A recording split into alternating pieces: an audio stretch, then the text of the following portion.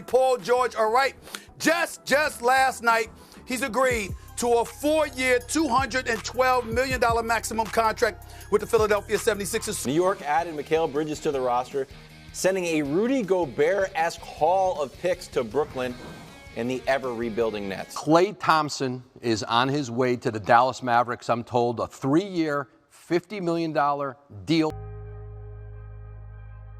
So the NBA offseason has definitely been an eventful one, with a lot of players moving and teams trying to go all in for a chance to win it all. And other teams have decided to blow it up and start from scratch.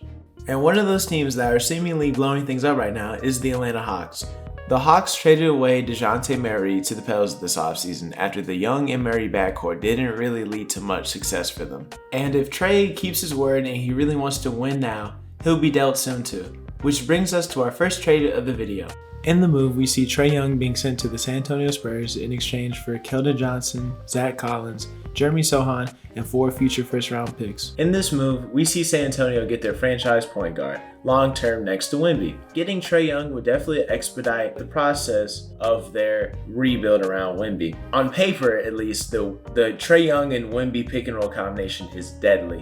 A guy that has averaged around 27 points and 9 to 10 assists a year for his whole career, paired up with Victor Wembanyama, arguably the greatest prospect ever. However, the Spurs just drafted Stephon Castle, who some people might view him as a point guard, but I could see him molding into a combo guard, kind of like a Drew Holiday, Derek White kind of player. Not to mention they brought in Chris Paul this offseason, who should immediately help the young players develop while dropping plenty of dimes to Wemby. This move would cut CP3's playing time by a lot, but this is probably one of his last years in the league, so I don't think it really matters.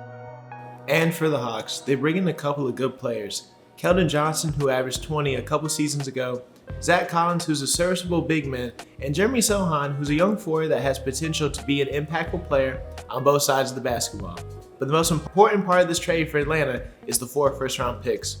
They get their picks back from when they originally traded for DeJounte Murray, which allows them to fully embrace a rebuild around players like Zachary Richardson and Jalen Johnson. And speaking of DeJounte, as previously said, he's a Pelican now, and if you look at the roster, there's a sort of logjam with a whole bunch of guys who deserve heavy minutes. This brings us to our next trade, where we see the Pelicans acquire Andrew Wiggins, Kevon Looney, Lindy Waters III, and a 2026 first-round pick, and the Warriors receiving Brandon Ingram. Now I know what you're thinking. On first glance, this seems like a lopsided trade, but this upcoming season is the last year of Brandon Ingram's contract, and it doesn't seem like the Pels want to extend him long term because other guys will have to be extended soon. So they don't have much leverage in a trade, so getting 2 solid role players in Wiggins and Looney and a future first isn't a bad return for BI. Wiggins has been up and down the past couple of seasons dealing with some things a lot bigger than basketball, but maybe a change of scenery can help rejuvenate his career.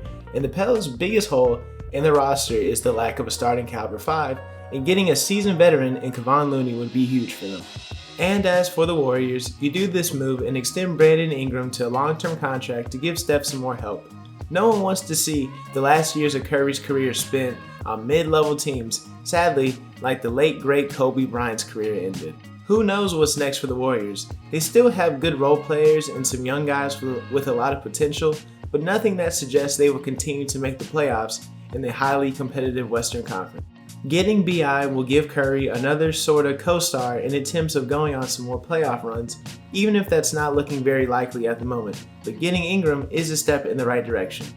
He would definitely have to change his play style a bit, going from heavy isolation basketball to the Warrior scheme, which involves tons of off-ball movement and dribble handoffs, but I have full confidence in his ability to do so because he's proved time and time again to be a really good player in this league.